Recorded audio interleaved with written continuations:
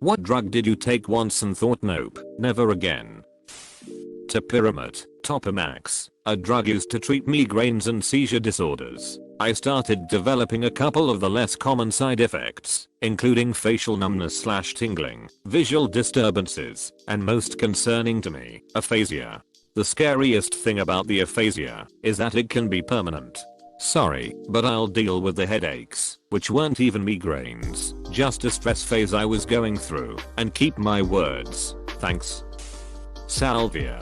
It's a very short trip, but I felt so much physical discomfort like my whole body was being shoved into a box despite the fact that I was sitting in the grass with a group of friends. Apparently it's not an uncommon side effect of the drug. I felt like my body was made of sand and the air conditioner unit behind me was blowing me away piece by piece. One of the scariest experiences of my life. I was a senior in high school when Hurricane Katrina hit. Our house got 6 feet of water, no fun. But, one night my friends and I went to the gutted out house to smoke some marijuana out of a buddy's hookah. Buddy failed to inform us he had recently glued the bowl back together. Well, the crew lost composure. 2 people fell off the dock into the bayou, and everyone started panicking that they'd get hypothermia, not gonna happen during Louisiana summer. So people leave. I drive a group to our next spot. My Pontiac's on fire is now a spaceship. My buddy riding shotgun started cackling hysterically yelling about rattlesnakes in the road. We don't got those, and the 2 in the back were talking about magic or some deuce. We couldn't make it to our destination due to freaking out, so went to hang out in a grocery store parking lot till we regained composure. 10/10ths would not smoke glue again. That reminds me, a kid in my HS band class used to breath through his trumpet for air. It's disgusting and you're not supposed to do it, and after a while he started to have seizures, and it was caused from long-term exposure to a chemical used to oil the valves. Oxycontin, poop was too relaxing, and didn't last long. I had knee surgery and they gave it to me for the pain. I took it for a week, and when I wasn't on it, I really wanted more. After a week of it, I never wanted to touch that poop again. Same for me. I was prescribed some after a pretty painful oral surgery, and the first day back at work, don't worry, it was a desk job, no heavy machinery. The pain was so bad I gave in and took one. I remember zoning out at one point, looking at the clock on my computer, and realizing I had just sat at my desk staring at the screen for 2 hours. And my mouth still hurt like a biatch. I started with 30 pills and the other 29 sat in my cabinet for years, until I finally took them into one of those expired drug collection things at a local pharmacy. I was prescribed it after getting my wisdom teeth taken out. Took them twice, just to help with the pain, so I could sleep. I woke up multiple times, because it felt like I had stopped breathing from being too relaxed. Never touched them again. Not a drug, but I was told I needed to take a fiber supplement, and went with the fiber pills. Then I went to the emergency room, because I felt like I couldn't breathe within a few minutes of taking them. Fiber pills swell up easily with water, so they can end up feeling like they are sealing your throat. I now take fiber gummies, and actually enjoy having a little treat every day. This wholesome little gem in a comment section full of hardcore drugs. Go on with your fiber gummies, you. People joke, but fiber supplements can and will truck you up. They absorb water like crazy, which gets them stuck in places. Ironically, they can also cause blockages in your intestines. So you have to drink water like crazy, and take them at the exact same time, every day, ideally with food. Any less than that, and you'll be cramping all day like someone kicked you right in the kidneys. For me, meth. I did it once under the presumption that it was cocaine. It was not. I had to go to the hospital. I mean, I probably didn't have to, but at the time, I had only smoked weed. I didn't know how to deal with the increased heart rate and paranoia. For my friend, diphenhydramine. He is a really hardcore tripper and can handle inhuman amounts of psychedelic substances, but he said that the one drug he would never do again was Benadryl. He said that his experience had lots of spiders, him quite the psychonaut. So when I heard DPH was a thing, I of course had to try it. I did it way too many times, but the worst, absolute worst time was the last time I did it. I was in and out of consciousness, and I was having such vivid dreams. I had been Snapchatting my ex-girlfriend. I'd wake up, and we were talking at the time, but not about what I thought it was, so I'd answer in some delirious manner, fall back asleep and repeat. Eventually I started to sober down, and my entire house was spinning around me, and I couldn't move. Never again. Tetracycline. Turns out I'm allergic. Did Gob steal your doctor's notes? Fun fact. Tetracycline antibiotics are one of the few drugs that are actually dangerous to take past their expiration date. Usually a drug's expiration date just indicate a loss of potency, but they are generally not unsafe to take. You just won't get the same strength, or might not have any effects at all.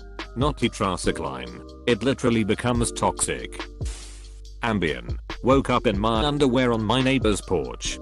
My girlfriend was having trouble sleeping, and her doctor gave her a prescription for Ambien. First couple of nights, no problem.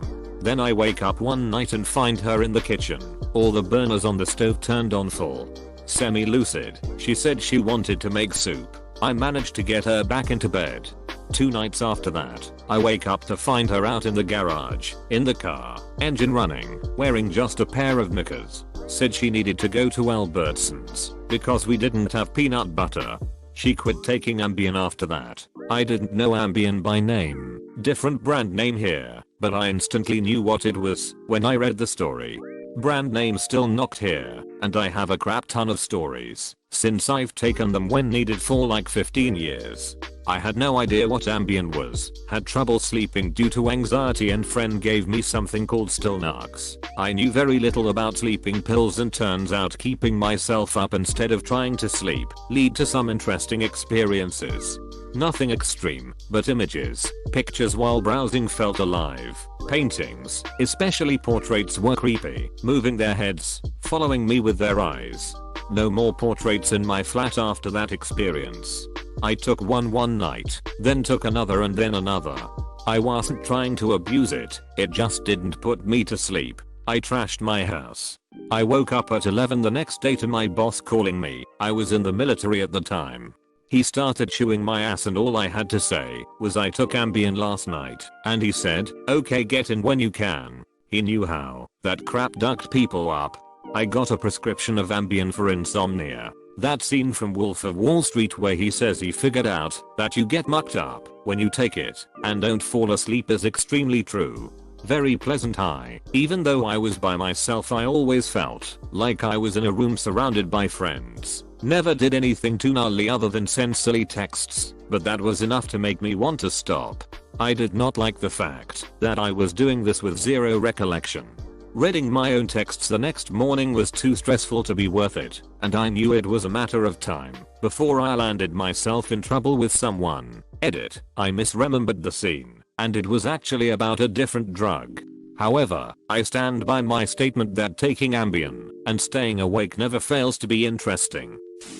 Muscle relaxants. Worst cramps I've ever had, when the drug stops working and you realize you have cramping muscles at the soles of your feet and between all your bones. My dentist gave me Vicodin and muscle relaxers after getting my wisdom teeth removed. Everything was soft, even the air. Heroin. Too good. Knew it'd get its claws in me if I did it a second time. Some people say it's like a whole body orgasm. Is that true?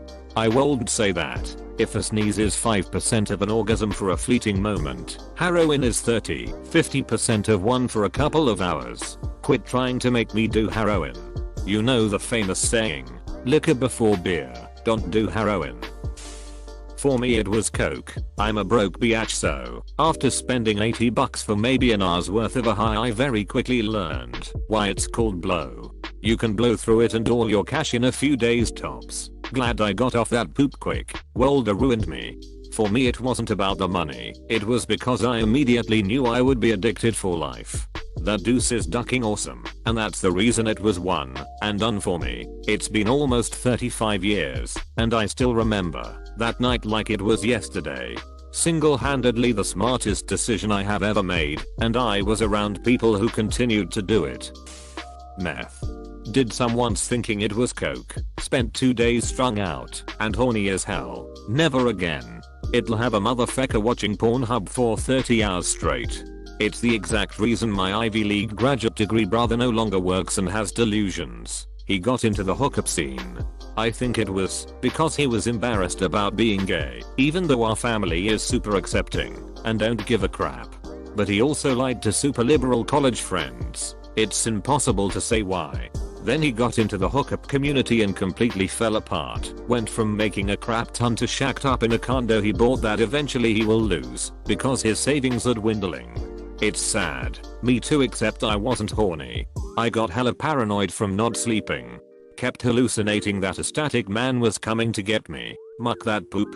Guess that's what I get for thinking it was coke. Then my roommate proceeded to tell me she found it on the road between 2 parked cars. I wanted to kill her, but kicked her out instead. Haven't touched poop since then. Sucks getting drugs mixed up. Was going to have a threesome in a hot tub once. I had coke, and one of the girls had K. Anyway, I jumped out to grab drink from the kitchen and thought it'd rip a fat line while I was in there. Obviously I got things completely mixed up and did a Scarface size line of ketamine. Eventually they both came inside the house and found me unconscious in the fetal position. Never tried K before, and I'll never try it again. Ketamine. The doctor said it was safer than propofol. Yes, the stuff that killed Michael Jackson, that he used it in the army many times and it just has minor side effects. He'd inject me with it. I'd go out like a light and not remember a thing. Well, what seemed like years later, I woke up from my near-death experience with lizard god people hovering over me mumbling some foreign language. I had fell from reality into a black hole. I traveled the cosmos of the universe, transcended the planes of time, and landed back on some alien world called Earth. A few hours later I realized I was in error and this doctor had taken me on a psychedelic trip of a lifetime. I got put to sleep as a not very religious person. I woke questioning my existence and God. Never again. Well, until I die. I was given ketamine to knock me out for dental surgery and I guess they didn't give me enough because I woke up halfway through, able to feel everything they were doing. The dentist looked like a giant crow pecking at my teeth. They noticed I was awake and gave me more, and when I finally woke up, I screamed the entire ride home and for 2 hours after. Just hysterical screaming. Benadryl. Took around 700 to 800 milligrams, like 25 or 30 pills, a while ago to trip. Not a good recreational drug. It's like how people who don't do drugs imagine acid to be like. I'd actually vividly see things and people that weren't there. I'd see people come in the room I was in and sit next to me on the couch and I'd start having a conversation with them, only to blink and have them disappear. I'd get up and start filling up a cup of water and bam, it'd be back on the couch, never having gotten up. I don't remember most of the night, but my friends said I was just in a complete different world. They had some funny stories from it though. Apparently at one point I pulled my pants down and just said "It's in my pants." Holy mucking poop, dude. That's a lot of Benadryl, and I mean a lot.